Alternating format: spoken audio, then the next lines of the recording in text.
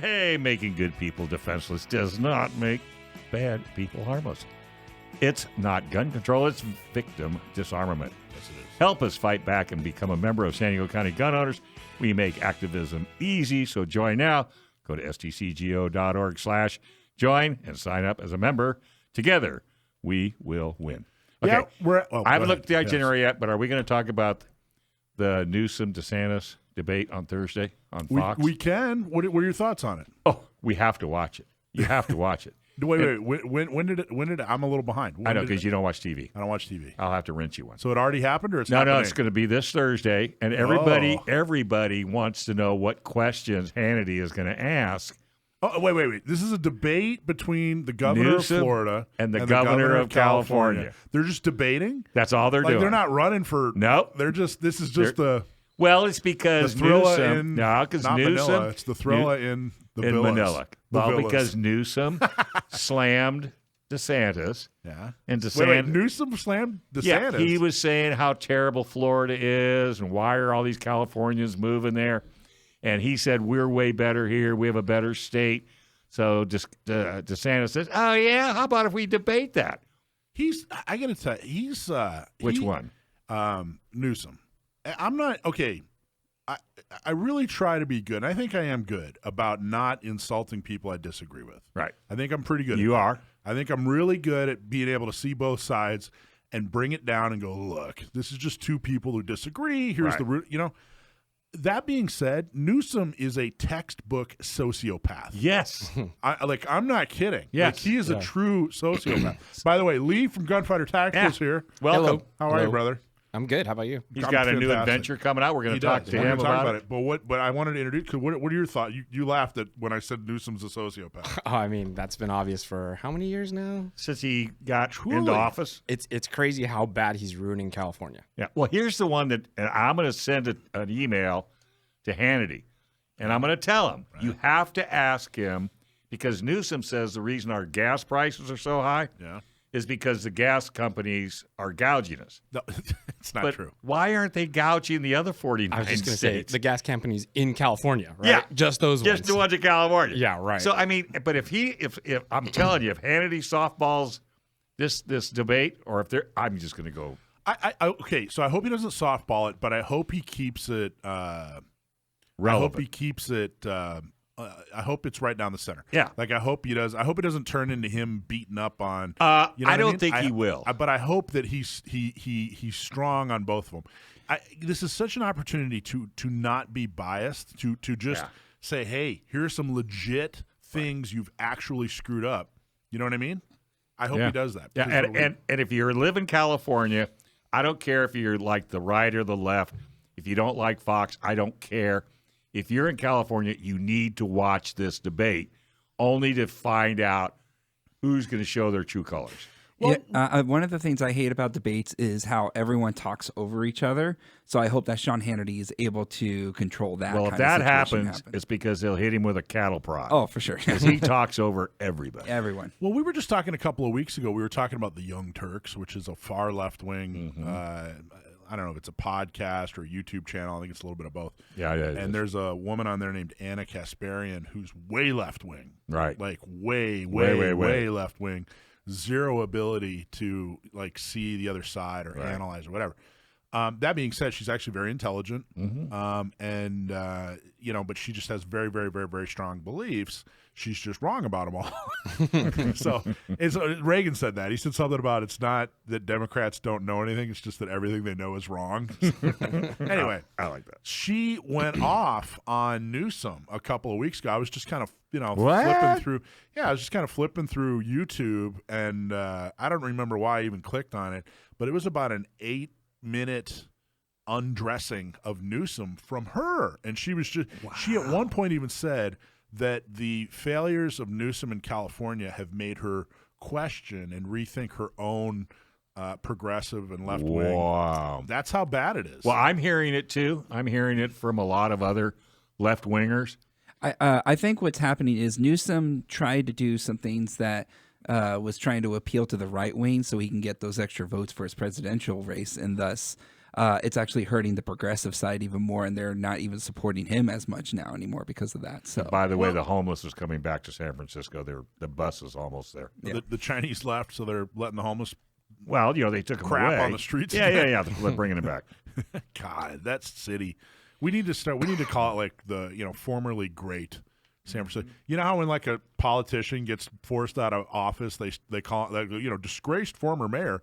We need to start calling. Have you ever been to San Francisco when it was good? I lived there from 94 to 97. Oh, I didn't know that. And I firmly believe that I was there at the peak. Yes. Because 94 to 97, when I left in 97, it was the Started the spiraling.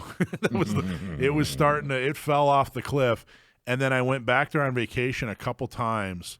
And it used to be, when I got there, it was quirky and interesting and edgy. Yeah. It was the Austin of California. Yeah, exactly. Yeah. And it went the same way, too. And I was a really conservative kid. I got there, I was 18. I read Rush Limbaugh's books. I was a really conservative kid. No kidding. And I get to San Francisco, and I'm like, oh, my God, this place. But now it's just dangerous. Like, it wasn't dangerous when I was there. It's totally dangerous. It was just weird and kind of getting to a point. But now it's just gross and dangerous. It's not even a vacation place anymore. You just want to avoid it at all costs. Yeah. No. Yeah. Well, so a friend of mine, her and her friends wanted to go back to New York. They'd never been there. Mm-hmm.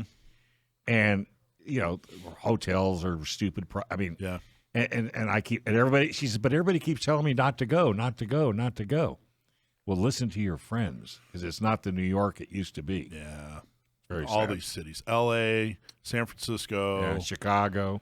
Which is funny about New York, too, because it used to be real bad. Real bad. And then it became a mecca of tourism, and then now it's going back downhill again. Giuliani cleaned it up. Turned it around, yeah. And I don't know about hate it when Chicago. he does. You said Chicago? I don't think Chicago was ever okay. Probably. It was. I remember when I was a kid, I was probably 10 years old. Maybe 12. So this would have been about 86, 88. Mm-hmm. My dad and I go visit family in Wisconsin. We're driving back. We go through Chicago, and and there was a fist fight in the street. Like traffic came to a standstill. We're trying to figure out what's going on. There's all this traffic. And then we realized traffic stopped because there was this enormous fist fight in the middle of the street. No kidding. And I don't think Chicago was ever okay. Well, I've never been to Chicago, so that's probably good. I haven't either. It was it was interesting. Yeah. Well, So what else we got on the show today? A couple things. So Christmas party. San Diego County gun owners we're having our big Christmas party. On the 14th. On the 14th, December 14th. Mark your calendar. All the details went out in an email. So if you didn't get them in your inbox, that means you're not on our email list. Right. So go to gunownersradio.com, get on their email list. Go to San Diego County Gun Owners, get on our email list. Best way to get on our email list is to become a member. $10 a month, $100 per year. It helps us exist. There's some really cool, or just go to our website, San Diego County Gun Owners.com, SDCGO.org. You'll get the address. It's totally free. Starts at like 5:30. There's food for purchase. There's some guns, some cool guns that you could win as a prize. There's some other prizes. There's some eggnog. And there's an ugly Christmas sweater contest, which, Lee, I'm expecting big things from you. Are you going to be able to make it? Are you coming? Is it on your calendar? I forgot the date. December 14th. We are actually giving you a gun for that. Oh, even Gunfighter better. Tactical. Yeah, it's our last donation as Gunfighter Tactical. That's awesome. We're going to talk about that in the next. That's bittersweet, right? Mm-hmm. That's Definitely. very cool, but It's okay. They may look come forward to back. All right. Hey, gun owners, listen up. If you ever have legal matters that involve firearms, you need California's best firearm lawyer, and that means John Dillon. He can help you with red flag laws, gun registration, gun transportation, or maybe you just need to know that your guns are California compliant. John Dillon specializes in California gun laws, so put his number on your phone right now. That's 760-642-7150. That's John Dillon. He's the California firearms lawyer, 760-642-7150.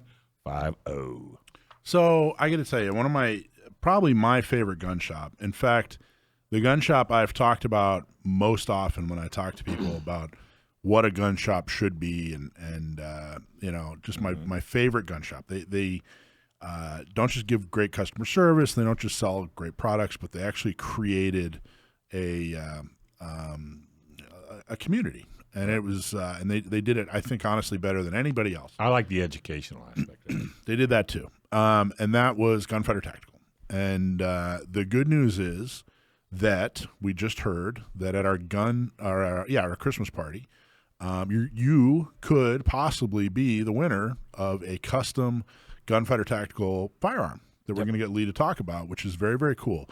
The sad part is this is your last chance because they have gone out of business, unfortunately. Yeah. Well, when you say go out of business, can we put a positive twist on it? Ventured into new things. That's what I wanted to hear. Even better. Because I hate going out of business. Yeah, you sound like a cheap sale. Well, it makes it sound like you gave up. Yeah, yeah. And I know you're not the people that give up. We were forced out of business. I mean, look at this state. Well, that's what I wanted to talk about. I wanted Lee to come in. Lee's been on the show before, and we're so thankful for everything that Gunfighter Tactical did over its 10-year period. You guys were, Gun Shop of the Year award winners multiple times. Yeah. You guys have been so supportive. All the gun shops have been somewhere on the spectrum of supportive, and I just honestly, I can't think of a shop that was more excited about supporting us than you guys. Yeah. And they've never advertised on the show. So it's not like it was a money thing. No, not at all. It was a And that's important to say. Yeah, it was from us, from the heart. We wanted to support who could support us and support the community and be a part of it. We gave up on the NRA a long time ago. No questions there. But who are they? San Diego County Gun Owners. I mean, we've been fighting with you guys since day one.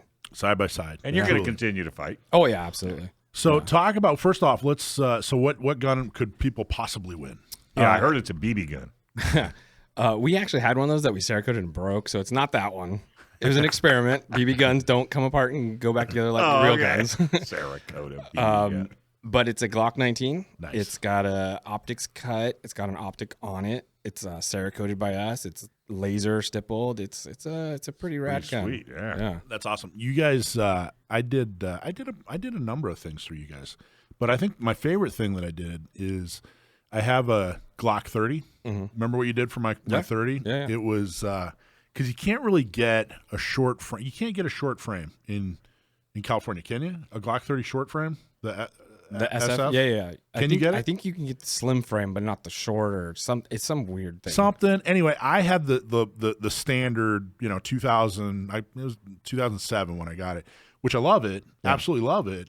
But it's the grip's it's like holding on to a Coke can. Oh yeah. It's big. It's bulky. and I have big palms and short fingers. But I trained through it and I really loved it. But I thought, hey, you guys shaved it way down. Mm-hmm. I think the instructions you put on the order was take it down to structural soundness or something like that, like just above structural soundness. Keep it work. Yeah, before it collapses in your hand. And you stippled it so that I still had a nice grip on it, and then you put those cuts underneath the undercuts. Which was awesome. Anyway, totally revamped my gun. Yeah. I loved it before. I love it now. Yeah. And that was absolutely wonderful. And then of course I got my KSG through you guys. Mm-hmm. You guys were just so wonderful. So thank you so much for the donation. Yeah, absolutely. If you guys want to win the very last possible way to get a Gunfighter Tactical custom gun, will be at our Christmas party on December 14th. So go to our website. Come on down, give Lee a big hug. I think I'm gonna get you a hat with like some mistletoe just hanging over it. See what ugly sweater he has to offer up. It'll be a good time. So talk about it. Tell us your experience. What are your, it's been a couple weeks. I was at your last, your big. Hurrah! Big blast hurrah! Yeah, and which I was really honored that I was one of the people that you invited. Thank you. Yeah, absolutely. And I won a gun. Yeah, I think you're first, right? First time I've ever won a gun. I seriously, you were standing there you had a picture of it. Yeah, you handed me the picture, and I was like, "Hey, cool! I got a picture of a gun." Like I was just happy with I'll that. Frame it. Yeah. Yay. You're like, "No, dude, it's an actual gun. You have to go pick it up." Yeah. And I realized that was the first time I've won a gun. That's amazing. Over 8 years, I've given away or been a part of giving away dozens, maybe even hundreds of guns at this point. And I was always impressed with how happy people were to win a gun. Like I've always said, we've had shops put together $2,000 or $2,500, $2,000, $2,500 packages, $2,500 packages worth of stuff or whatever, and people are more excited to win like a $400 gun than like a $2,500 anything else. It's that cool factor, the stuff you get to take home, you get to play with. You on the way home, you'll break it open, start playing with it all. But a gun, it's like, ooh, there's this mystery. I have to go drose it. Ooh, 10 days later, I get it. So I was always like, gosh, man, people are so excited about it. And then I finally, I get it now. Yeah, it's fun. Awesome. Yeah, I've had the luck of winning a couple guns throughout my career at Gunfighter, just SHOT Show or competitions or stuff like that. And it's always like, yes. Yeah, I didn't know what to do. And what was it? It's a Smith & Wesson. How are you like? Tell me the story. What? So throughout our history, people have brought us guns and be like, "Hey, you can have this if you do something cool with it." Mm-hmm. And we're like, "Yeah, okay, done." So we've had those in the case for years and years and years, and finally we're like, "Well, you know what? We're not going to have a case of display anymore. So let's give these away to people that we care about." And that's what that little hurrah was for: people that we care about and we know. And then I gave away them all. Yeah, it's a Smith & Wesson 38 special. Yeah, it's revolver. It's actually kind of crazy. It's a 70-year-old gun, but we did the new fandangled splatter paint job on it, and so it looks like right out the factory. But I looked up the serial number, and it's like it's like 1950s. Yeah, somewhere in the 50s. Yeah, and it's a 38 caliber revolver, my first revolver. Yeah, I've never had a wheel gun before. Wow. And then it's got that. I was telling people it's like the Saved by the Bell. Yeah, exactly. That's what we call it. We call it AD splatter, Saved by the Bell. Yeah, for sure. So, anyway, I'm excited. I haven't shot it yet, but I've definitely played with it a lot. So good. Yeah. Super thankful. So talk about your struggles. I think the reason I wanted you to come on the show is just a big thank you, of course. Yeah. But I really wanted to talk about, you guys. It was an honest living. It was a good quality product. It was, extremely happy and thankful customers. You guys ran a good business by all measures. Yeah. But still, it was, I would say it was the state of California that negatively impacted your ability to do business. I mean, honestly, I would say it was a national thing. We all live in Biden's economy right now, and there's no extra money. Nobody has extra money right now. No. Think your grocery bill, think your gas bill. There's no extra money. So to go get a gun that you already paid good money for, and it's black, to go get it made camo or FDE, there's no extra money for that anymore. And I understand that. That's the economy we live in. And then the other thing was that whole pistol brace fandangle, like what happened and, is it legal? Is it not legal? I mean, that killed our sales of AR pistols literally overnight. Literally. And people were scared of them. And, what can I do to not make people scared? I can explain it to them all day long, but the ATF put that little ounce of, of what's going on, fear, and they just run for the hills. Overnight, 10 years ago, they were like, oh, yeah, it's totally okay. Yeah. And then overnight, no, actually, you might be a felon now. Yeah, we changed our minds. So this morning, you're a felon. Yeah. So millions of people who have this. Yeah, the entire country. Are now felons overnight. Yeah, and big businesses were going out of business, too. Like, SB Tactical was one of the biggest manufacturers of the pistol braces, and they just kind of disappeared. That's what they did. So the pistol brace is for people who maybe don't know the full story. So this was a pistol brace goes on the end of an AR, and it's how would you describe it? It's like a taco. Yeah, it's like The original pistol brace was brought to you by SIG, of all people. They are so innovative. I'll give them that. And it actually wrapped around your arm and Velcroed on so that a one-handed person could shoot the AR safely and comfortably.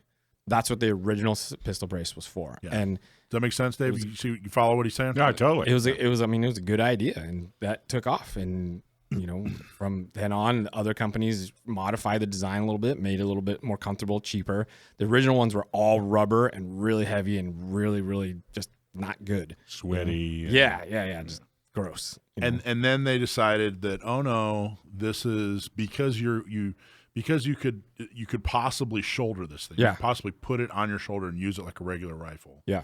That they decided, hey, Plus it was popular. And because it was popular. Probably that was the main reason they went after it. And because ATF, I've said it before, I'll say it again, the ATF is absolutely a predatory agency that shouldn't exist. And Most of them are. They are absolutely just as unconstitutional as they come. The ATF should not be there. I can't. Their employees are unethical bullies, and I don't care who disagrees with me. I have multiple examples of the ATF being not, they're not just some law enforcement agency that's out for the good of the people or whatever. No, they're a predatory agency. They're anti-gun. They're unethical bullies. Well, what's funny too is you said law enforcement agency. The ATF is all opinion. None of it's law. Right. It's all opinion. They're just, this is legal today, it's not legal tomorrow. Well, where's the law? How are you enforcing this? You're just making stuff up. Like, how is that cool? Well, they had whole administration makes stuff up. Yeah. Well, there were some good. I don't remember names, but there were some. They had them in front of Congress. They had the leader of the ATF in front of Congress, and there were some folks that were really beating him up. Yeah, and beating him up good for good reason. You can't just change this overnight. Like, what does this thing actually? Does it make it more dangerous? Does it make it function any different? No, it doesn't. No. None of your business. Hey, you want to learn to fly? Yes. Go get a pilot's license. Oh, where do you want to go? San Diego is one of the best places to get your airplane pilot license because pilots can fly almost every day. And you can learn to fly with the grip best. San Diego Flight Training International. Hey, we got a deal for gun owner radios only. 1 hour ground school. That's 1 hour of flight with an instructor. And, yep, you get the stick. This is a $400 value, but it's for our listeners. You save $50 and only have to pay $350. Give them a call at 858-569-1822. Learn to fly with SDFTI. That's 858-569-1822. So before we go back, Lee, I want to talk more about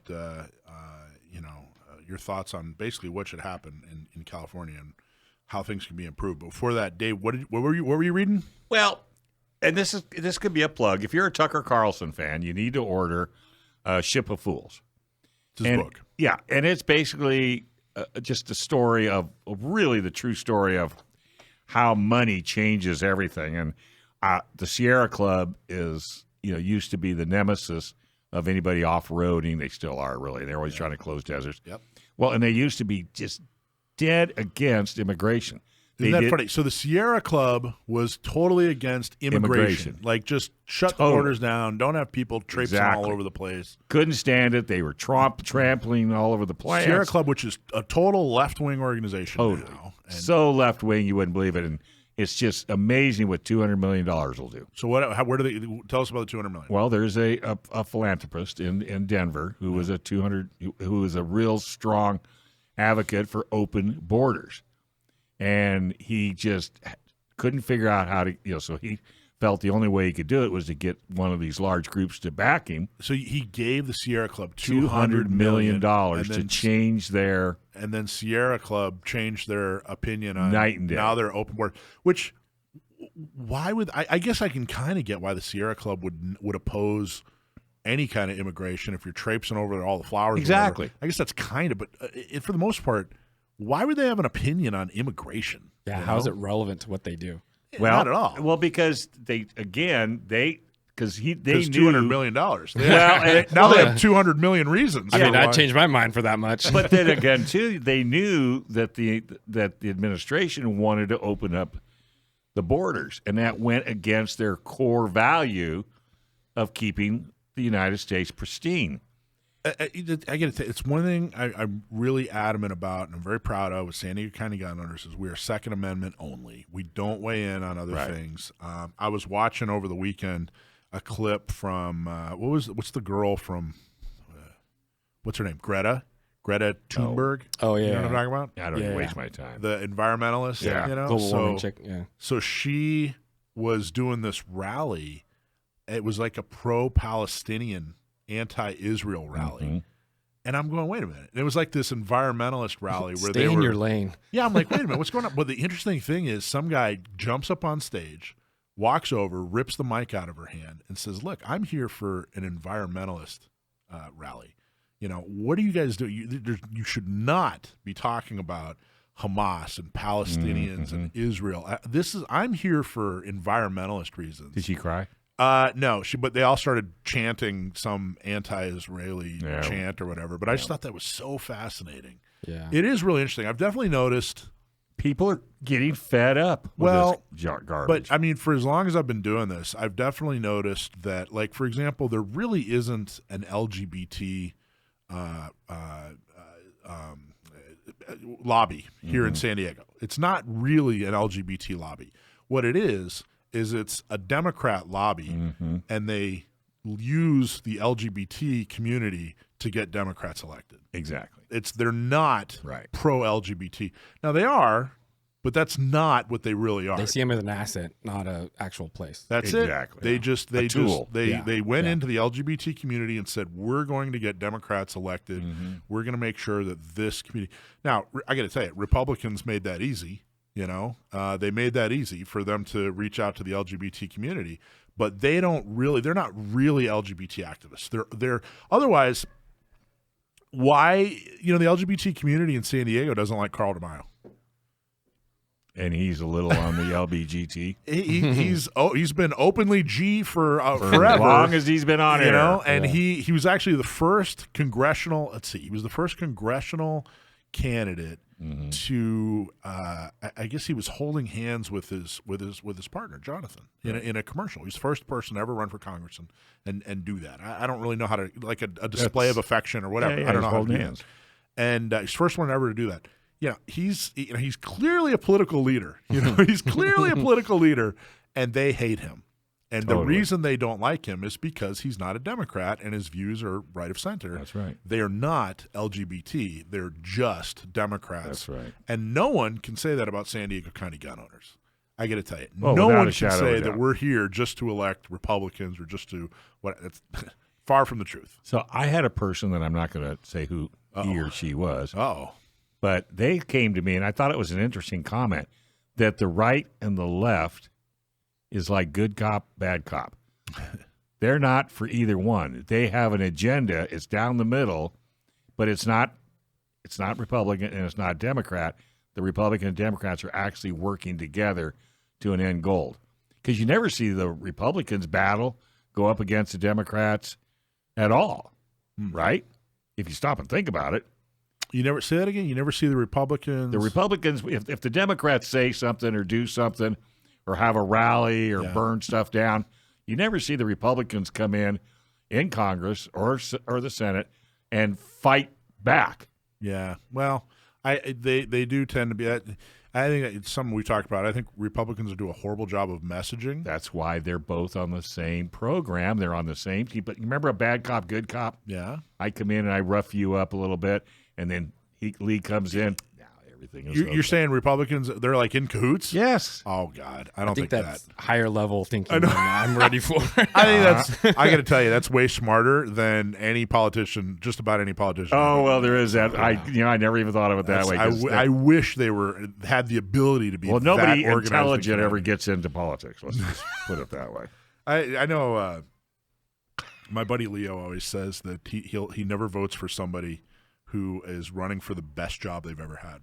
Yeah, exactly. if that job, you know what I mean? That's the best job you've ever had. If that's the best job they've ever had, he's not voting for him. They better have had a better job than that. Yeah. Which is crazy because I think about politics when they first started. You chose the best man of the times. He had a successful business. He had favor with the people. Like, he was a good man who you wanted to represent you. And he wasn't necessarily a guy who was born to represent you. Right. He did. He just naturally did because that's what you were. You were part of his culture. And now it's like, no, I want a career of representing people I've never even seen. Right. Never even been I with. want a career politician. Somebody that'll take money under the table. Yeah. And will push the agendas I want to push. I mean, really, when you come right down to it. So, Lee, what do you think, man? What do you think the future of California running for governor. is? Yeah, I'd vote for him. I'd vote for him. Do you think, are we going to be able to fix this? Is there anything that you're hopeful about? I mean, you know what I mean? Like, talk to me about the state of affairs in California, especially Second Amendment state of affairs. Oh, man. Looking from the inside out, because you've been on the inside. I have, yeah. And it's hard. It's really, really hard to I think you've had things done to you and your business, along with the other businesses out there, that nobody knows what was done to you. Yeah, I mean, it's rough. Like, we're regulated by the federal, the state, and the city government. Like, there's not a lot of businesses that are regulated so much like that.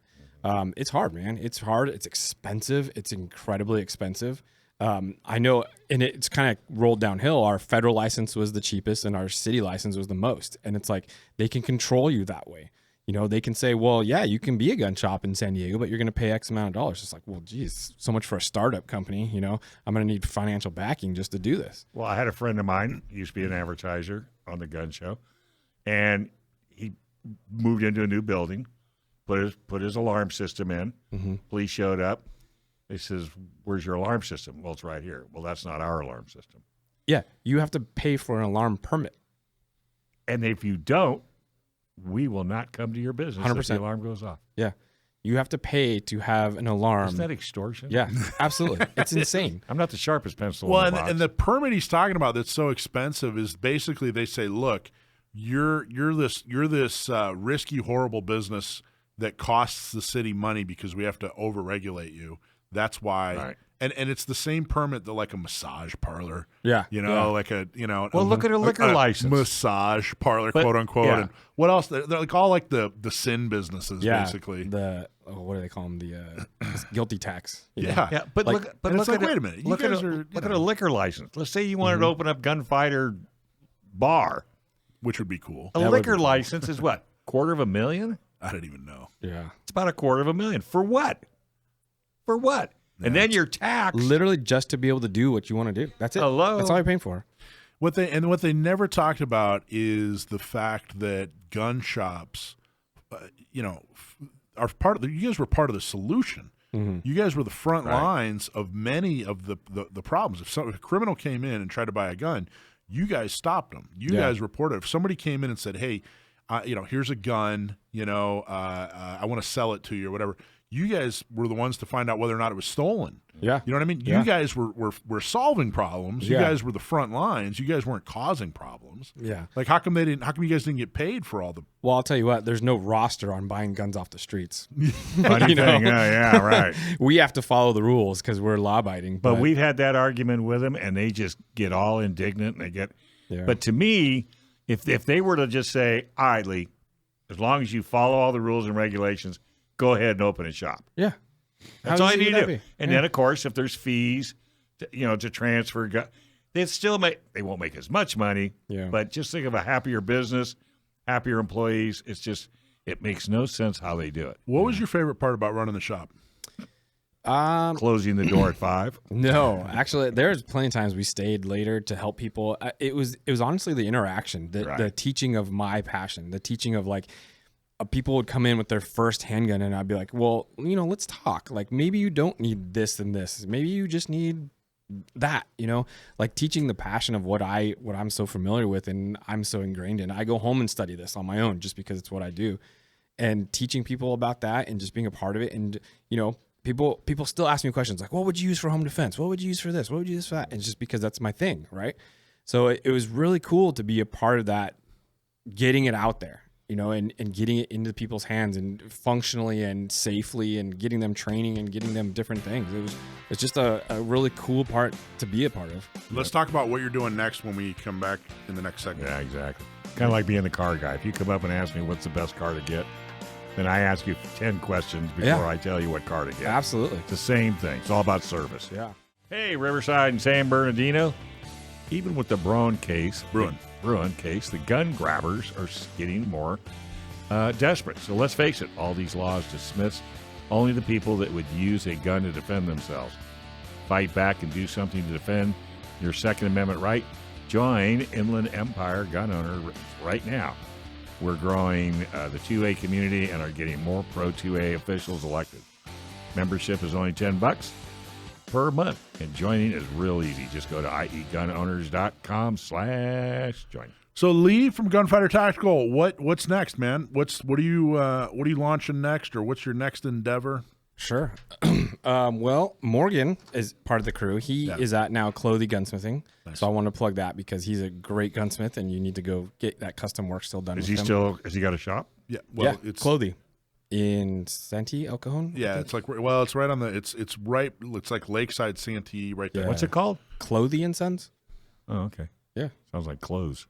Yeah. Well. Kind of spelled the same. Too. Change the name. He's great too, man. Morgan's such a good guy. Yeah. All you guys were such. Your whole crew were such. You guys. Put together a team. You guys are just so great. I mean, you in particular just make people. You're like the opposite of the comic book store guy on The Simpsons. You know what I mean? Yeah. Like you make everyone. I watch you make everyone feel like, hey, I think I'm Lee's friend. Yeah. You know what I mean? Yeah. Which is, I mean, you're so personable, and so the way you interact with people is just part of that has always been, I want my gun shop to be the gun shop people feel comfortable in. Yeah. Like regardless. So I want the employees that treat people that way, right? So that's a big deal to me. So my employees are my family. Well, when I'd gotten a gun that I won from the prom, Yep. and I wanted to put a scope on it. I don't know what kind of scope I wanted. Yeah. Yeah. So I walked in and I talked to your guy in the back, and I says, and I have a bad habit of doing it. I said, well, what would you do? And he says, well, what's your budget? And I go, well, give me a range. And he gave me a range. And I said, but really, what would you do if it was, this is your gun, what would you do? He said, well, honestly, this is what I would do. And I've been as happy as a clam. Yeah. But because you get especially nowadays with people buying guns left and right, they don't know what the hell they're buying. Yeah. And if they can't find a gun shop that will be compassionate enough to listen to your concerns, ask a lot of questions, instead of just saying, oh, well, this is what you need right here, and it not be the right thing. And I think that was one of the highlights of your shop. 100%. So that ability to interact with people, what are you doing with that? Where are you taking that next? Yeah, what are you doing next? What kind of an ice cream store are you opening? So my friends have been telling me for a long, long time, hey, you need to be teaching. You need to be teaching. And I always had this complex of like, no, who am I to teach? That's not me. And they finally said, look, seriously, you need to be teaching. And I said, all right, fine. This kind of is the opportunity to do that. The store is closed. I still have friends. I still have community. And so I'm going to be starting a training and I have company. nothing else to do. Yeah. I people are like, oh, I got to be there at 6. I go, I got nowhere to be. So in mid-January, we're launching a website called barelytraining.com. Nice. And it's going to be me teaching shooting, teaching Perfect all things with guns, like new shooters, women's only classes. And I've been doing this stuff just on the side for friends. And my friend's wife put together a class of 10 women that she just wanted to get familiar with guns. So we sat it was an 8-hour class. First 4 hours, we didn't even shoot. We just sat there and I explained the entire workings of the gun to them, how to render it safe, how to be a part of it, just how to teach them, right? They don't want to just show up to the range and put this scary thing in their hands and they shoot and they're shaking the whole time. They're familiar with it. So by the time we did shooting, they were very comfortable with what they were doing. So that, to me, that passion of teaching what I love is it's number one. Like, nice. I can go to the range, spend an entire day on the range by myself, shooting, hard training, getting sweaty, getting dirty, or I can go to the range and teach someone to shoot and not shoot a single thing myself and have just as much fun both days, because it's just something I love. Well, it's the end result. Mm-hmm. It's like building a gun. Yeah. When you get done with it, wow, that's really nice. Yeah, that's one of my favorite things too. Yeah. And when you take a person and they're shaky when they come in and they're solid when they leave. Yeah. Yeah. What's the structure going to be like? Is it group classes or individual? All the above. We're going to be doing group classes on weekends, and we're going to be booking for individual or group, small group, just anything and everything. Where are you going to do it at? So we're looking at a private range in Escondido, and then talking to a couple other ranges, but just, contact me, and we can always kind of fidget around because I'm not based anywhere. I'm not based at a certain range. Because you could do North County, Central, absolutely. and South. Yeah, exactly. You I just will gotta travel. you just got to find the range right that fits your exactly criteria. What do you think gun owners, the gun owners and see in San Diego, what do you think people need to work on? Like where are we lacking? That's funny because one of the classes that I want to introduce into this training schedule is the concealed carry class. Yeah, there you go. Not necessarily a concealed carry get your license class, right? A shooting class that is basically all concealed carry. Yeah. So often you get these dudes that show up to the range and they're full kit and they're full outside the waistband 2011s. Well, guess what, bro? That's not the gun you're carrying every single day. Right. How about you train with that one just for one day? That's it. And those aren't the clothes you're wearing. Yeah. I told people the other day, we were standing around at a restaurant. I said, this is what we will look like at the concealed carry class. I won't be able to see a gun and I won't be able to see mags, but I'll know they all have them, and we're going to train like that, because that's one of the things that I've noticed is really, really lacking. People will go to this concealed training qualification class and just be like, oh, that person carries a gun. Yikes. You know? And so I want to get people into people training concealed carry, train holster, train everything. But so our tagline for the company for Barely Training is have fun, train hard. Nice. Number one thing, have fun. Right. I'm not here to bust your balls. I'm not here to make fun of you. Right. I'm here to have fun, first of all. Second of all, let's learn something. Well, it makes me think of that video that was just out where the guy was walking up to his house with a cup of tea, and throws the guy it at him. sticks a gun in his back. Yeah. Did you see how he was flailing? No wonder he didn't hit anything with it. Yeah. You know, you could just see, this kid needs training. Yeah, absolutely. And he was concealed, but he had no idea what he was doing. Yeah. He just totally lost. Yeah. So that had to be one of the motivators. Say, ooh, we got to teach these people. Yeah, the motivators just literally go to a CCW qualification class, and you're like, oh, wow. Well, and there's, like I said before, there's so many people buying guns and not getting trained. Exactly. I mean, I was on the front lines of COVID. People were buying guns that probably, to be honest, didn't have any space to buy guns. Like they. Oh, Alicia's come up with some stories. Let me tell you. Here's a gun. Here's a flyer for training. Please, dear God, please do this for me, please. Yeah. With the gun, I will call him myself. You know, like one of those things where I want everyone to get a gun. That is my number one goal. But I want you to be confident with it, and I want you to be instructed. Do you remember the line at your store during Freedom Week? Oh, geez, yeah. when you guys had mag, and you guys would just get like these enormous boxes of mags. Yeah. Like half time you didn't even know like what the hell was going to be in it. Yeah. You're just like, all right, let's see what we got. We were overnight shipping every single night during that. Yeah. Wow. How exciting was that though? That was nuts, man. It was so nuts. I used to work in the concert industry, and it brought me back to that where it's like you just open the box and everybody wants it. You know, you're like, here. So that was a lot of fun. And the only time you said the education part, the only time I ever turned someone down of selling them a gun, this girl was probably 4'6", never owned a single gun in her life, and was trying to buy a .308 AR pistol. And I was like, come back tomorrow. I will have multiple options for you, but this is not right for you. This will knock you on your butt. You don't know. Please, I'm not trying to be rude. I just want to show you what is out there. You know, she came back the next day and she ended up buying like a XD or a Glock or something. But it was just like, please let me educate you. Don't just walk in and buy something because it's cool. Her or it's on the wall. boyfriend told her. Yeah. And I was just like, oh Lord, please come back tomorrow. And she did, and we got her the right application for what she was trying to do. Nice. Yeah. Nice. But that was a COVID thing. Yeah. Do you remember what? Do you remember what I bought? Do you remember what you sold me on Freedom Week? A drum, right? Yeah. Yeah. I was so happy. You're like, what's the coolest thing you got? And I was like, it wasn't. It was What like. did you do with that? It's for my AR. But you remember, it was like you know that meme where Kermit the Frog is looking out the window and it's like raining. Yeah. You know what I mean? I felt like that. I'm like, I didn't buy anything. Like I was pretty much at your shop all week. Yeah. Because we set up a table and we were getting folks to try to join San Diego County gun owners and everything. And I'm watching all these people buy 15-round Glock mags and 30-round AR mags. Well, I already have a drum. I have all that.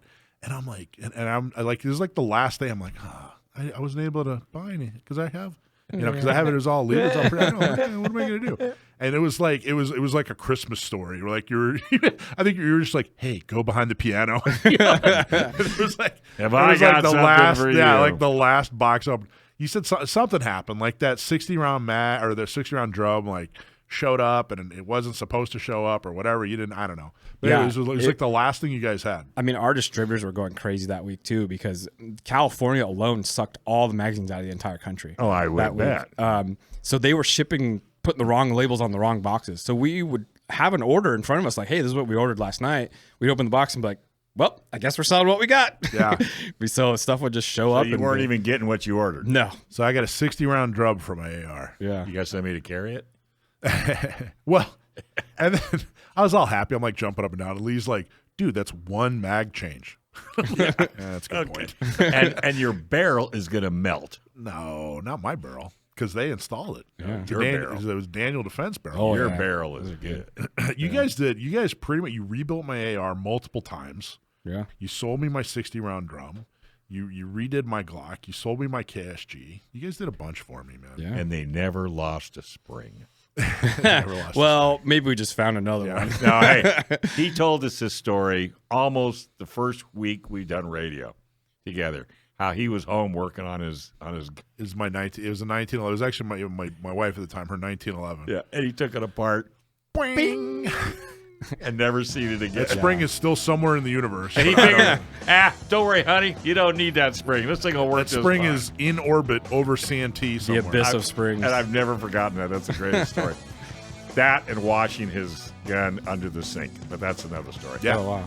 Yeah, I wash my. The hot water. I use Seal 1 on my Glock, and then I just run it under hot water. Yeah, there you go. Yeah, it works. Yeah. You ever seen their fish tank one? No. They have a Seal 1 SIG that just lives in a fish tank. No. Yeah. Help Orange County gun owners get the right people elected in Orange County. How? By becoming a member today. Go to ocgunowners.com/join. Now is the time to join the growing number of gun owners who care and want to protect our Second Amendment right. Go to ocgunowners.com/join and become a member today. All right. Subscribe and win. Subscribe to our email list and win some swag. This week's winner is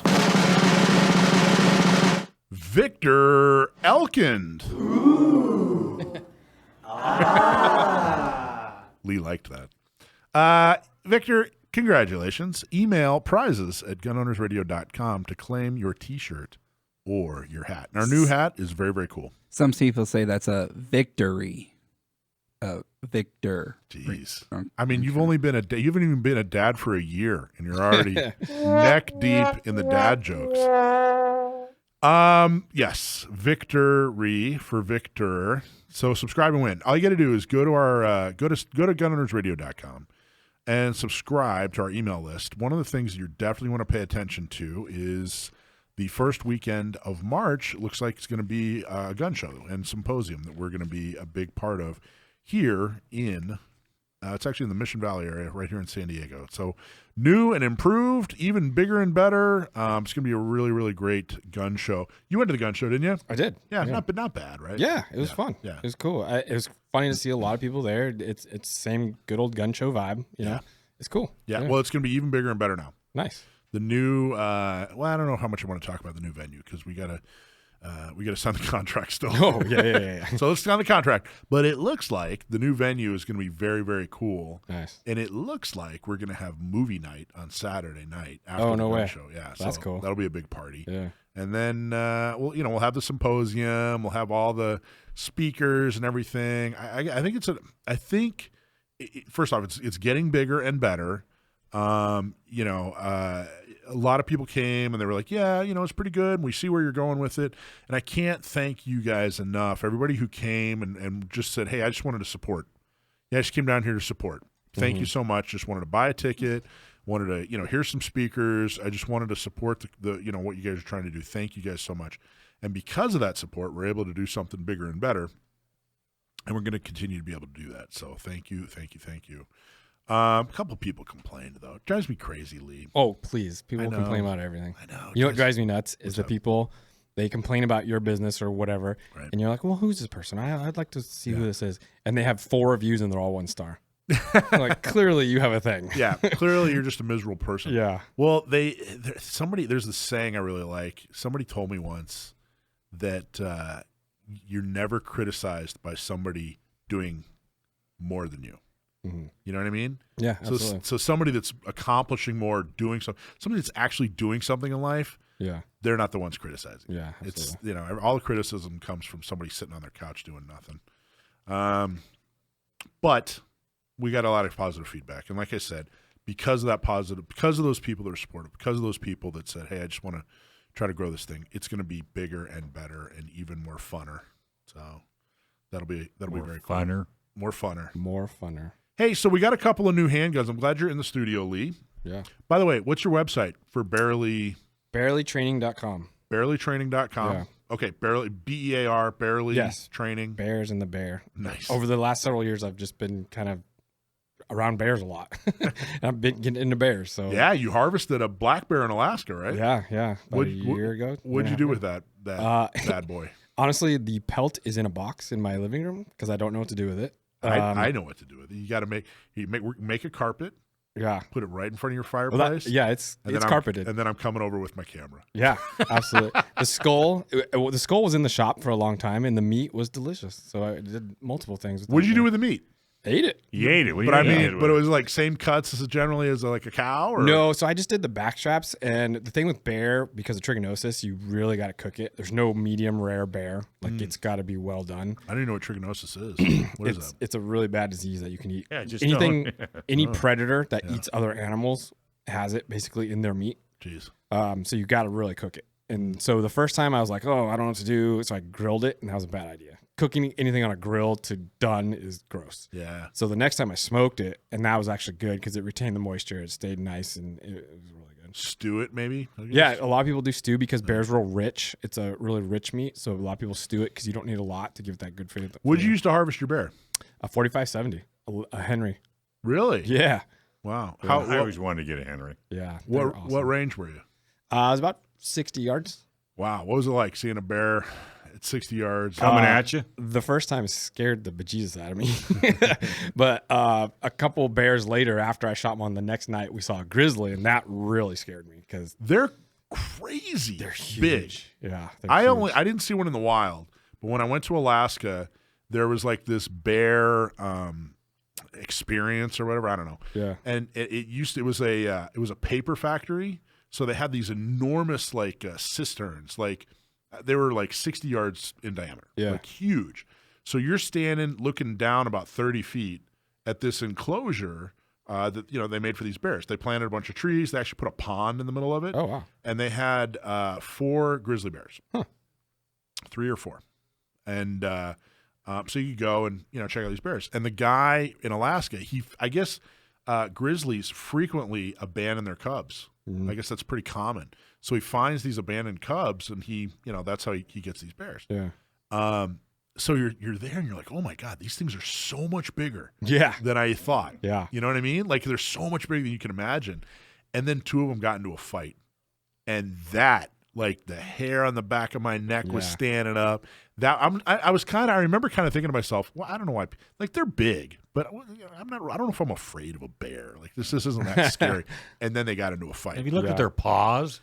Yeah, well, They're bigger than yours. when they started hollering and hooping and hitting each other and oh my God, Biting each other. I was like, okay, I get it now. Yeah, so the grizzly is a lot bigger than the black. Like the black, I was like, okay, I'm a little bit scared. But when I saw the grizzly, I was like, I'm really scared. And there was a point where we were up in a tree stand and it looked at us and we looked at him. And there's about 20 seconds where everyone's making decisions. And luckily that bear made the decision to leave because we were about to just dump the whole gun on that guy because we were so scared. You'd have Yeah. to. The buddy of mine who lived in Alaska said he woke up one time in the tree stand with a grizzly shaking the ladder. Jeez. And I was like, yeah, I would have. They're smart too. Oh yeah.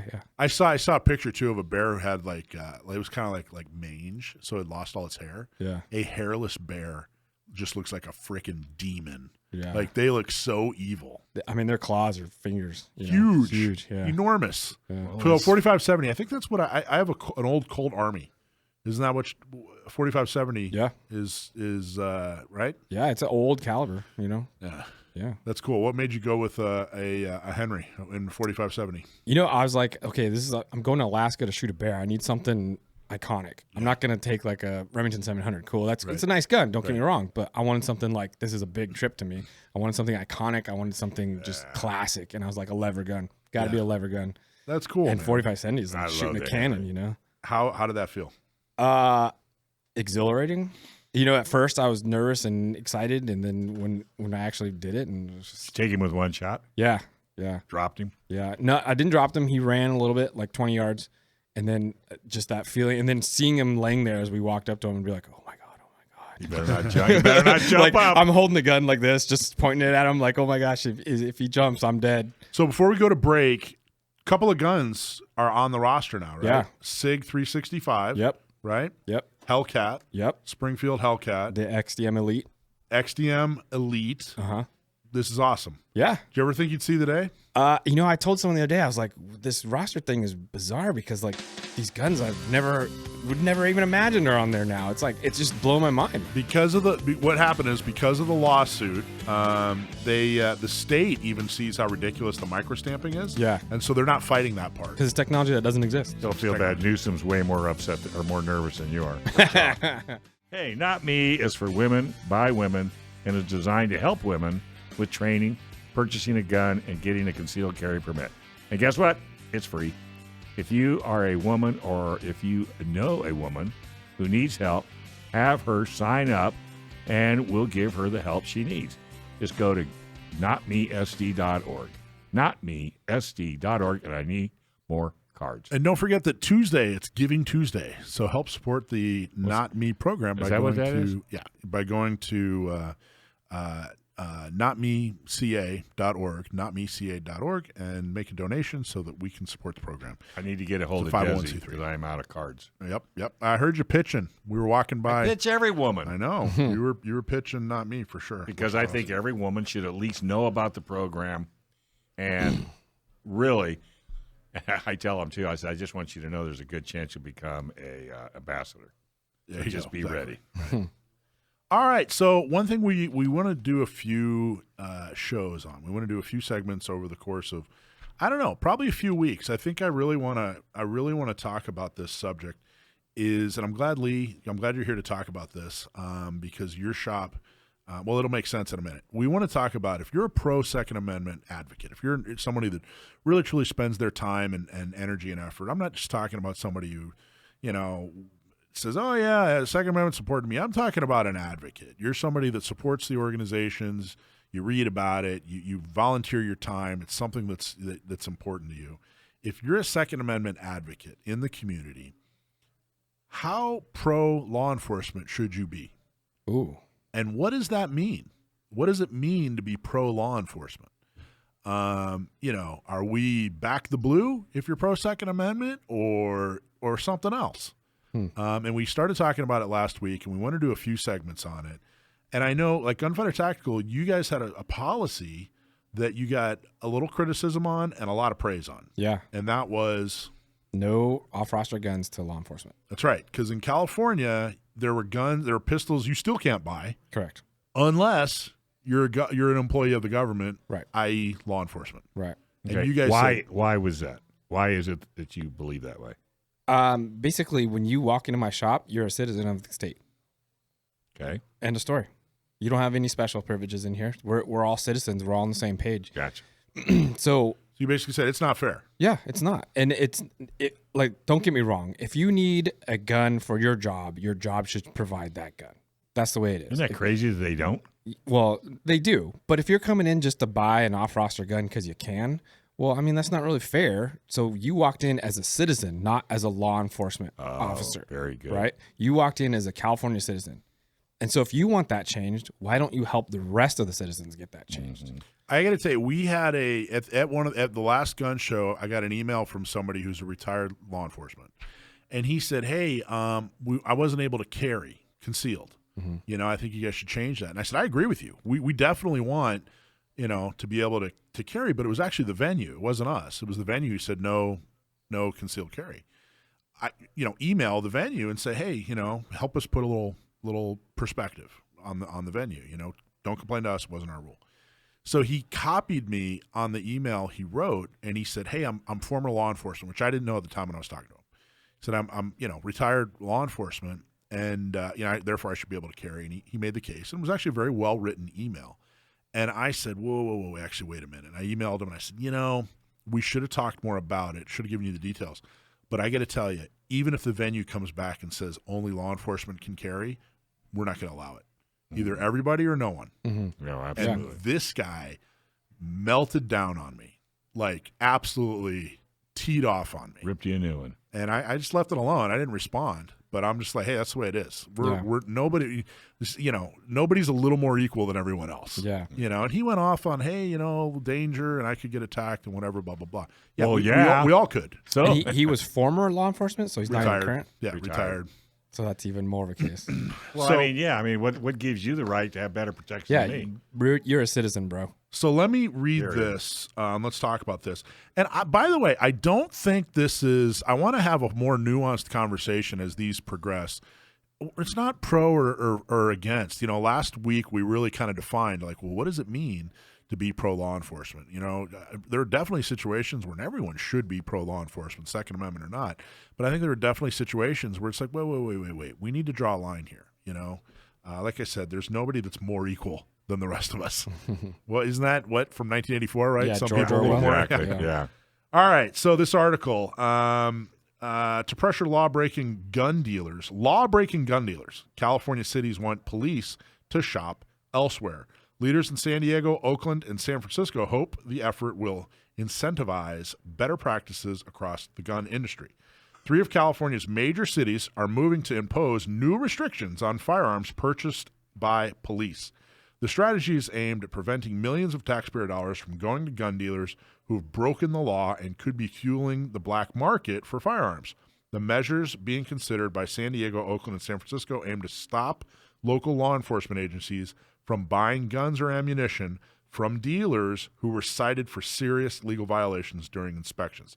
Leaders of those cities say they hope the moves will encourage better practices across the gun industry by setting higher standards for dealers competing for lucrative city contracts. Quote, it sends a very bad message if we're purchasing firearms from stores that are doing business irresponsibly, end quote. San Diego City Attorney Mara Elliott told The Trace. These are taxpayer dollars. They should be going to businesses that are committed to keeping our communities safe. And it goes on to talk more about that. That's Mara Elliott. Mara Elliott is an extremist to the extreme. She is extremely anti-Second Amendment. Meanwhile, she is law enforcement. She's a city attorney for the city of San Diego, which she probably shouldn't be considered as much a law enforcement officer as she is. She really leverages and I think abuses that position. But here's the question. If a gun shop is breaking the law, why are they still around? Yeah, exactly. I was wondering the same thing. Right? So what's really going on here, and she is really good at lying. She is a liar. And this lie is that, as you know from being a gun shop, Lee, there are violations like, hey, you just sold a gun to a gang member and took money under the table. That's a violation. Yeah. And then there is, hey, in Section 4, you didn't capitalize the T at the beginning of their last name. Yeah. You know what I mean? This guy checked this box and he wasn't supposed to. Yeah. Some kind of minor, typo or something like that. Yeah. Hey, this guy was born in 1941, not 1947 or something like that. You know what I mean? Some minor typo. Those are 2 very different violations. Yeah, absolutely. And what Mara Elliott is doing is she's trying to starve the gun industry by forbidding law enforcement from purchasing firearms from people who had a typo, from gun shops who had a typo. Because if they were really truly doing what she says they're doing, they're, whatever, creating a black market, they wouldn't be in business. Yeah. Well, I was just going to say, and almost to his examples, that could almost get you closed. Oh, absolutely. 100%. I mean, our biggest fear. So we're not talking about a major crime. Yeah. Yeah. We're talking about a minor crime. Our biggest fear the whole time was getting shut down by the government, like the entire time. It wasn't like, oh, this got sold, because we were doing everything we possibly could to do a legal process of dealing this, right? We did everything we could. Granted, we were a bunch of guys and not very good at paperwork, but we tried, right? We really, really tried. So our biggest fear was not selling a gun to the wrong person because we were trying to do our job. Our biggest fear was the government shutting us down because we didn't mark the box, check mark box. Right. And by the way, you guys did a fantastic job. I mean, you guys took it very seriously and respected people's rights while respecting the law. You guys did a great job. Yeah. But what could, in your experience, after running a gun shop for 10 years, what could she be talking about? You know what I mean? It's funny because, like you said, I mean, if you're selling guns out the back door, your fear is jail, not selling to cops. Yeah. Exactly. That we were always worried. Like, am I going to go to jail because I didn't check this box? So I think she's just crazy. I think she's just trying to make. she's just using an excuse. Yeah, she's trying to make words sound scary. Right. She is, and she's the master of that. She lies about red flag laws, gun violence restraining orders. She's lying about this. She's really kind of a horrible human being. Her quote is, again, it sends a very bad message if we're purchasing firearms from stores that are doing business irresponsibly. So what, you know what I mean? Like, what could she possibly be talking about? Yeah. How could a gun store? You can't. You'll get shut down. 100%. Yeah, you'd be closed. Yeah. How quickly are you getting shut down if you go sell guns to bad people? Yeah. You know what I mean? Like, how quickly Yeah. are you getting shut down? But what would happen if you said, okay, well, give me an example of a store that did that? I mean, That's probably what should do that, right? But it's she'll choke. she does a good job of advancing her lying narrative by this is in an article from the Trace that's completely and totally uncontested. They didn't reach out and talk to me. It's a an online rag. Okay. But I mean, just the other day, I was interviewed by ABC, CBS, Channel 10, whatever local Channel 10 is. And the reporter was her comment to me was, so they were talking about the Supreme Court case where they're trying to figure out, hey, at what point is it unconstitutional to take somebody's guns?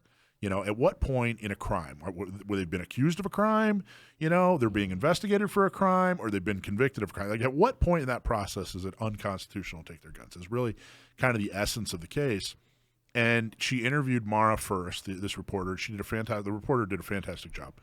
But her comment to me after we spoke was, man, I wish I'd have interviewed you first, because now I really want to go back. And, she basically wanted to slam Mara and say, hey, explain yourself here, because Mara's a liar. Yeah. Mara is a liar, and this is clearly, a slam job. This doesn't actually do anything other than paints guns and gun shops in a horrible light. But my suspicion is they're going to stop the flow of government contracts to gun shops who have had some minor violations because they didn't, cross their I and dot their tie. Yeah. Whatever. Yeah, but then where are they going to buy their guns? Well, they have their own FFLs. Most police that I'm aware of have their own FFLs. They still contract a lot of it out. Yeah, like DSA has an FFL now. Yeah. So I mean, terrible. But starving some of these, So, and it's so hard because it's who's determining the severity of these crimes. Right. Is she? Mara Elliott. Yeah. Mara Oh, Elliott. sure. Yeah. She'll be like, oh, well, you didn't have a door chime on and let people know, so that's a crime. You're out. Oh yeah, don't forget the door chime. Yeah. It is common for police departments in California to contract with local gun dealers to furnish firearms and ammunition, which gun dealer a department selects based on factors like price and supply. The dealer's violation history does not typically factor into the decision. So that's changing. Well, let's get the gun dealers together and say we're not going to sell any guns or ammo to law enforcement. Well, I got to tell you, man, That's what I really liked about Gunfighter Tactical is they said, look, until this changes, we're out. I was going to say, that wasn't the basis to your business, was it? No, that's all contract stuff for agency. Ours was person to person. Exactly. But when we get back, I want to talk a little bit more about 2A activists and law enforcement and what the relationship should be. Hot flash, hot flash. Hot flash. Barely Gun Training's coming up. They're going to donate some shirts. You'll be the first in your neighborhood to have one. The first 3 people to email us and say, I want to train with Barely. Yeah, I want to train with Barely Training. Right. You don't even have to train with them. Just email us and say, I want to train with Barely Training. Boy, you're email the us marketing at, guy if I know, ever right? seen one. At info@gunownersradio.com. Email us right now. First 3 people will get a free shirt from Barely Training. It's hot off the presses. You got it. Hey, well, they're not off yet. Hey, a lot of companies wasted an enormous amount of money on marketing. The design is excellent. The photos are beautiful, but your website sucks. But it's not getting customers as well. Why? Because you don't have the words that make people buy. But now you can fix that with Sage Tree. Sage Tree can help you find the words that make it easy for your customers to understand what you do and how to buy from you. Stop wasting money today and schedule a call. Getting started is real easy. Visit sagetree.com. Click on the Schedule an Appointment button. That's sagetree.com and click on the Schedule a Call button.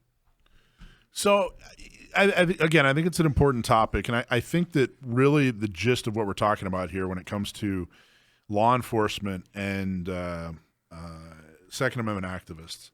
Number one, I think if you're all, either way, like, oh, no, I'm always for law enforcement. I back the blue no matter what. Or if you're never for law enforcement, you're probably wrong. Yeah. Yeah. In fact, you're wrong. You're just wrong. If you're either one of those categories, you're wrong.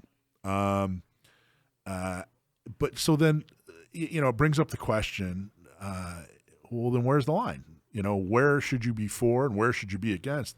And I got to tell you, I think if you're a law enforcement officer and you're good at it, You respect people's rights. You treat people like human beings. You don't abuse your power.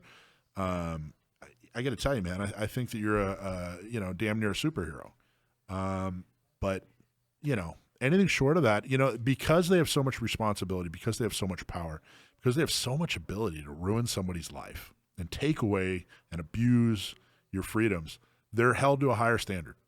So it's not fair, but that's how it is. Yeah. So if they abuse that, if you go to your insurance agent, or you go to a fast food restaurant and they mess up, your insurance paperwork, or they screw up your cheeseburger, okay, it's fixable. It's you can live. Yeah. But, if a police officer has a bad day, if a police officer does something wrong, a police officer messes up your life, it's not okay. You can't. Some things can't be fixed. Yeah.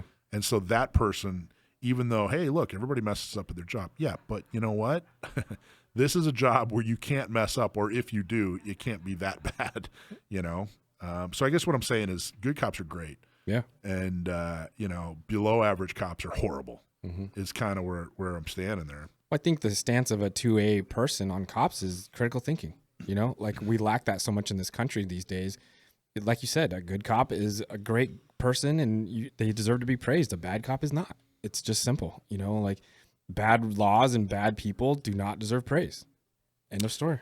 I agree. And what we're hitting on here when we talked about like your policy on the roster and what, Mara Elliott's trying to do to gun shops, and we're really trying to figure out, I think one thing that's clear is that if police officers have more or better access to freedoms, liberties, rights, that's never okay.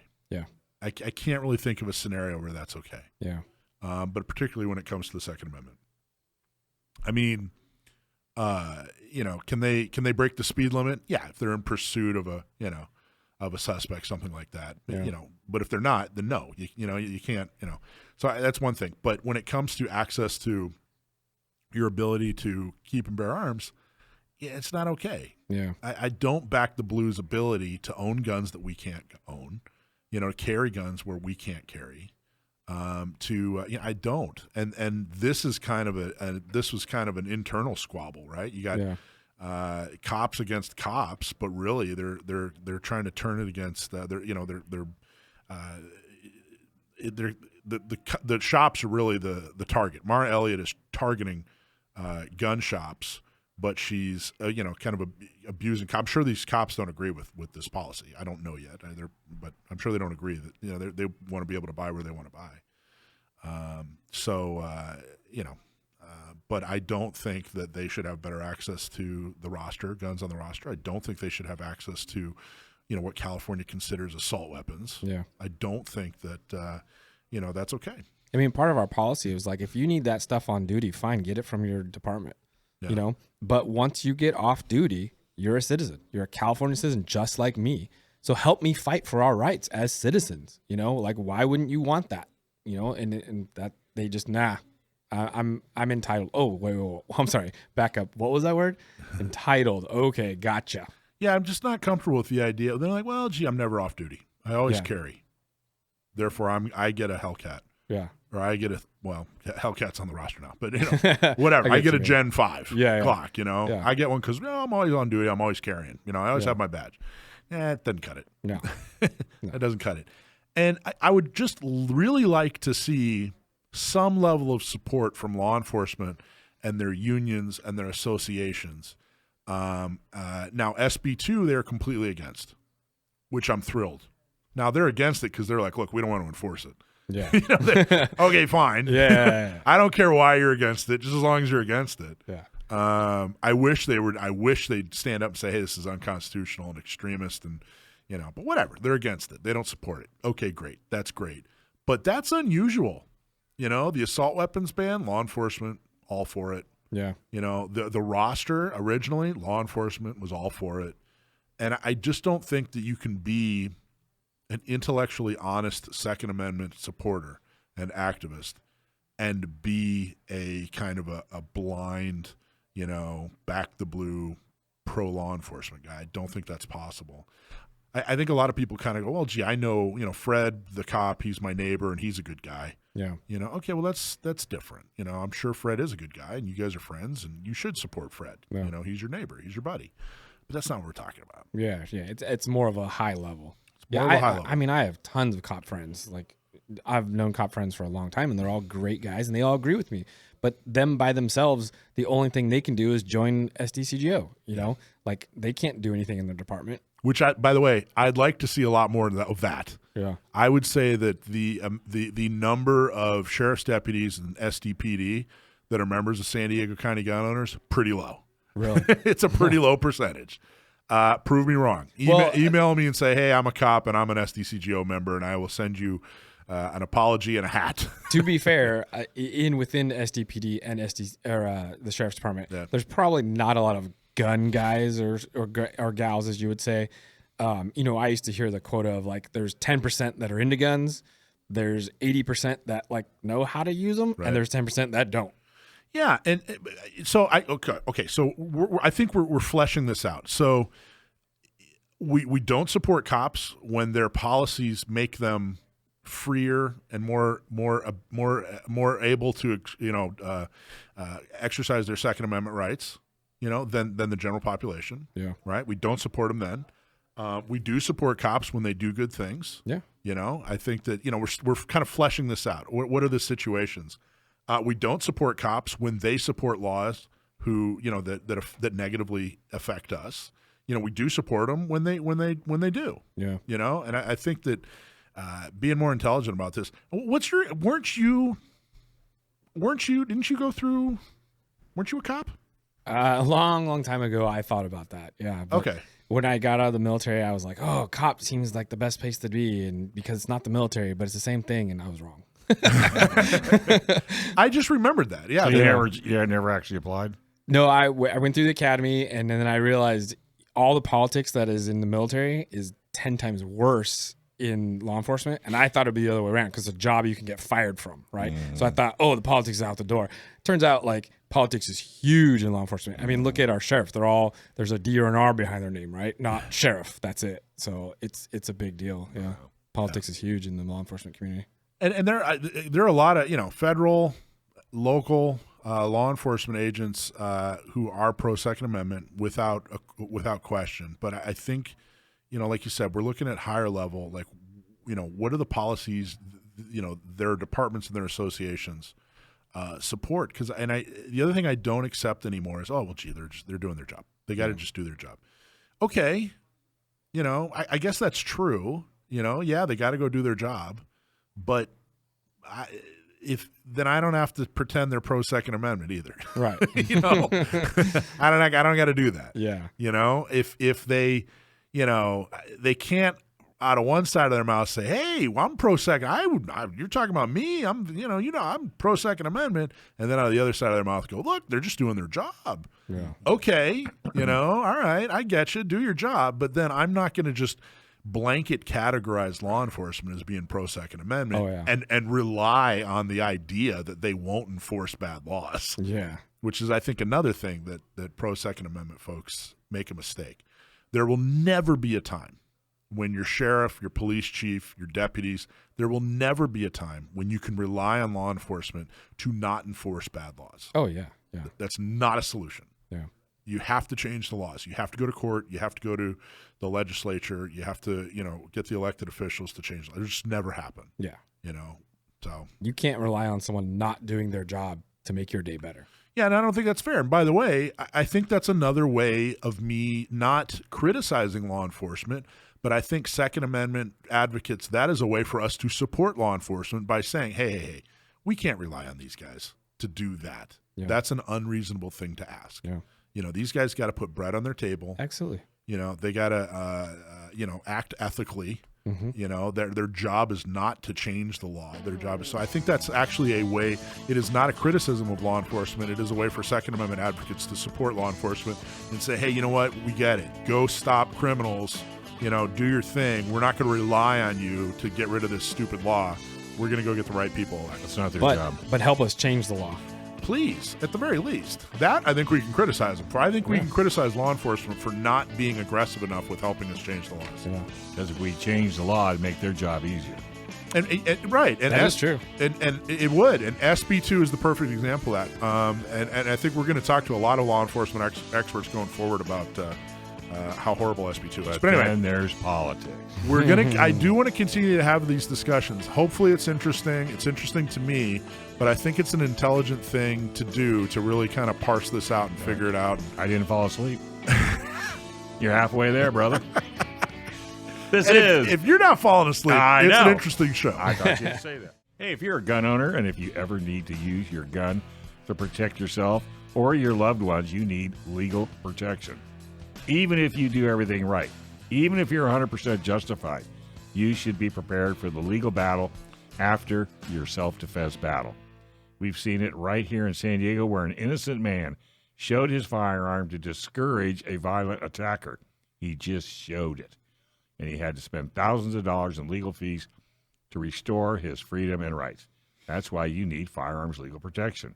When you join, you get uncapped legal protection for self-defense for civil or criminal cases with a 24/7 hotline.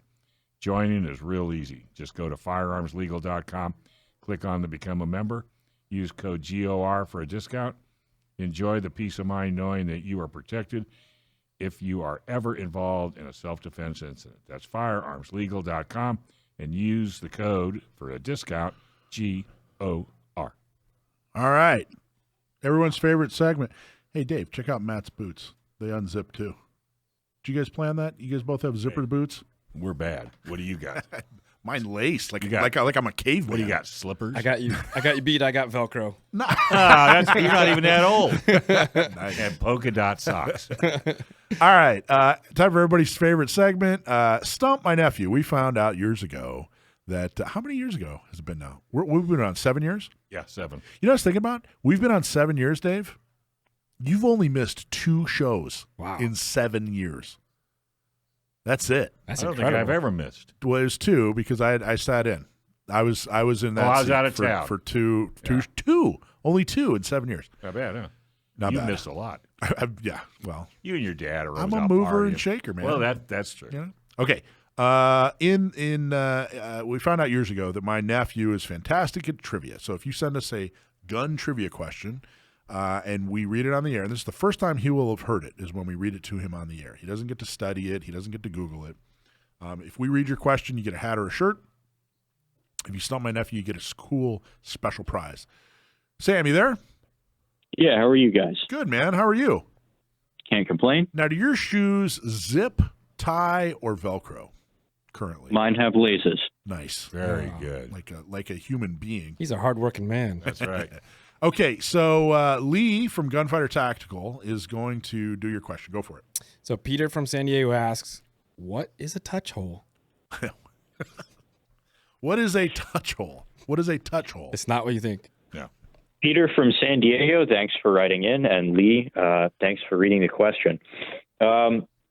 This rather odd-sounding term is fairly archaic as firearm terminology goes because it goes all the way back to the very most primitive firearms, such as matchlock cannons and matchlock muskets.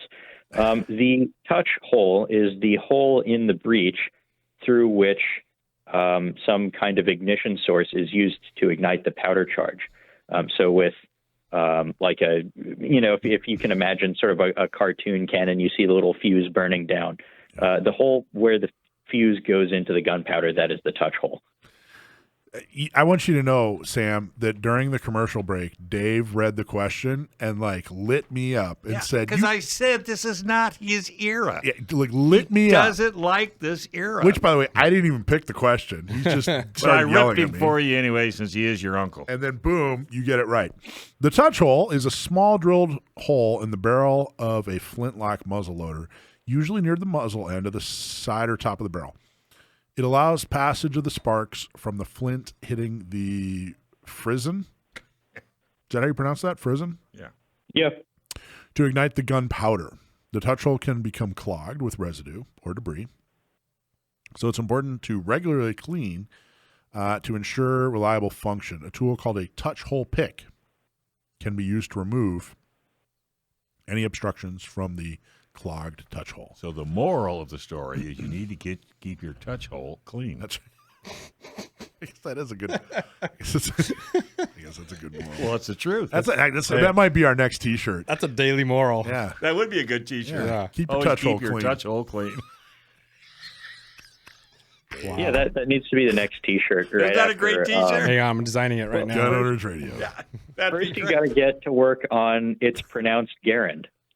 Are we back to that? Yeah, again? so How are we that's going what to he, get that? he did. So Sam wrote a really great article on the M1 Garand. Yeah. And one of the things I asked him was like, well, what did you learn? And he said, well, I learned that actually the family they don't pronounce it Grand. They actually pronounce it Garand. So we were going to make a shirt that, Gun Owners Radio on the front, on the back says, actually, it's pronounced Garand. And you haven't done it yet. Which is such an obnoxious shirt. I think it's You know how many YouTube users would hate that? Garand thumb. Oh, yeah. That's awesome. How do you know that? Why do you remember what a touch hole is probably from cannons. I mean, you're in the center of the Canon universe. By the way, thank you for using the cartoon analogy. That was on point. Perfect. That was. that really brought it to light for. I was like, oh yeah, I know now. Yeah. He was all glassed over his eyes. He didn't know what was going on until you said that. Why do you know that, Sam? Your guess is as good as mine. That's true. It just clicks. All right, my friend. What do you got as far as blogs? Did you write an article? Yeah, I've got a blog post up. It's a fun one. As I've been saying recently, it gets kind of tiresome talking. Well, mostly complaining about politics and laws and courts. And so this one is. This was kind of a secret we had at work when I worked at the shop. Gun store bingo. Whenever a customer did something or said something memorable, not necessarily stupid, just something memorable that we had a chuckle about later, or remember that time when thus and such. We would write it down, and eventually we put together bingo cards of gun store bingo. So on slow days at work, we would try and get our gun store bingo cards checked off, and we did get a couple of times where someone did get a bingo. Give us a couple of examples, or is that what the article is? That's what the blog post is. Okay. Is gun store bingo, and I go in and I explain every single square on the bingo card why it's on there. That's a good article, That's man. a good article. I got to go check- dig that one I out. bet I have a lot of those checked off. What's an example, Lee? Oh, what would you geez. put Oh, if that's you were it. making Put him on the spot. If He's you were a making guest. I think mine would be I want a shotgun so I don't have to aim, Yeah, that's something a like good that. Yeah, Or I want a 45 because that's God's caliber. It's God's caliber. There's a good one that I don't think is on this one, but because we ended up with way too many things to fit on just one card. We ended up with like 2 or 3 cards worth. One of them is what's a good gun for a woman, and we would always explain, that's really kind of an icky thing to say. Why don't you bring your wife or daughter in here so she can actually get her hands on the firearms and see what works for her, instead of just stomping up to me and demanding I sell you a J-frame 38. Oh, bad choice. What about always buy a Glock because you never even have to clean the touch hole? Yeah. That's how reliable they are. Yeah. I'm very much looking forward to reading that. That's an excellent article. Fantastic job. To read his articles, go to SanDiegoCountyGunOwners.com/blog or OrangeCountyGunOwners.com/blog or go to InlandEmpireGunOwners.com/blog. Perfect. And you'll see Sam the Gunman in his All his glory. in his gun shop bingo. I think that's awesome, man. Great job. How creative. Well, if anyone ends up liking it, I'll be sure to put up some more, because there are way too many entries to fit onto just one That card. could be a T-shirt too. I think that's awesome. You could have the bingo card with all of the comments in the card. That's actually a really good idea. That's I have tons of them. I'm totally going to make that shirt, and I'm going to tell everybody it was my idea. Well, he can make a lot of shirts because he's got 3-4 cards. Is that what you said? Well, yeah, but some of the things I had to remove because they're specific to our area, like to give you an example of those, multiple times we had Marines call us on the phone and ask if we carried M240 gas regulators. Oh wow. Hey, we got lots of Marines. You know what in that San sounds Diego. like? That sounds like they lost some piece of equipment and they need to replace it real quick. Yeah. wanna get busted. Yeah, before Yep. they get busted. Yeah. That's Well, a good one. That would probably be relevant to we we're got in- Pendleton right down the Got street. Pendleton, 32nd Street. Did you ever get a question like that? Lee? Oh yeah, about like lost equipment. Oh, really? Yeah. Oh yeah. Yeah. You guys saw like so and so helmets? No, Helmets. man. Why would Get I that sell- issued? Do you remember Heartbreak Ridge? Yeah. Yeah. Remember in the scene where he gets I think his name was Mario Van Peebles, right? Yeah. He was, and he's wearing like some Korea War era because I guess he sold his His helmet helmet. and he's like, oh man, I gotta go buy So one. we had a real close story. We had a guy who brought in his issued helmet with no pads in it whatsoever. He's like, you guys sell the pads for this? I'm like, no, what happened to your pads? I sold them to a buddy. I'm like, what are you 'Cause he supposed lost to, how are you his. supposed to wear this now? Well, okay, awesome job, Sam. We got to get Absolutely. going, but great job. I think we came up with at least 2 brand new shirt ideas. And Yes, I we wanna put did. those in my- Lee, thank you so much, man. I Definitely. got to tell you, appreciate it. from my heart, I'm going to miss you guys very much. I'm Yeah. not going to miss you because I'm going to bug you every day. I'm going to come over after school and play Yeah. every day. I'm still very much around. So you're still around, and thank you. And I can't wait to train with you guys. But from my heart, thank you for everything Thank you you. did over the last 10 Hey, years. we can always have him back.